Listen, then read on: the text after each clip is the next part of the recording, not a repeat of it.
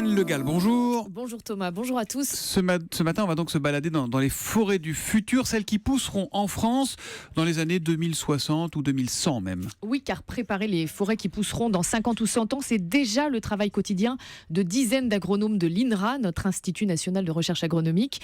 Pour cela, les ingénieurs utilisent des technologies dernier cri. Par exemple, ils mesurent en forêt, grâce à des capteurs, la croissance des troncs, la façon dont les arbres transpirent, dont ils rejettent du CO2. On peut déjà repérer, grâce à ces éléments, les forêts qui sont fragiles aujourd'hui et qui sont celles qu'il faudra en priorité protéger et aider dans les 50 ans à venir. Et comment on peut aider ces forêts ? On plante de nouvelles espèces d'arbres, c'est ça ? Alors, de nouvelles espèces ou des arbres de la même famille mais qui viennent d'autres pays ou d'autres régions de France.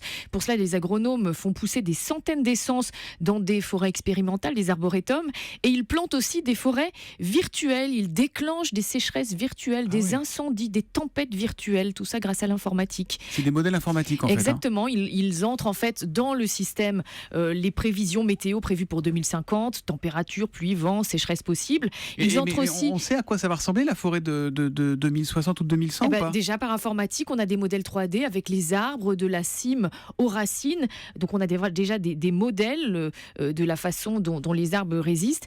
Et puis on sait que cette forêt en 2060-2100 sera plus claire. Il y aura moins d'arbres, il y aura vraisemblablement moins de hêtres, beaucoup moins de sapins plus de chênes méditerranéens. Et puis aussi on verra apparaître des cèdres ou des pins de Chine. Il y aura moins de sapins, mais il y aura toujours Noël. Toujours, on l'espère. Merci beaucoup Anne Le Gall.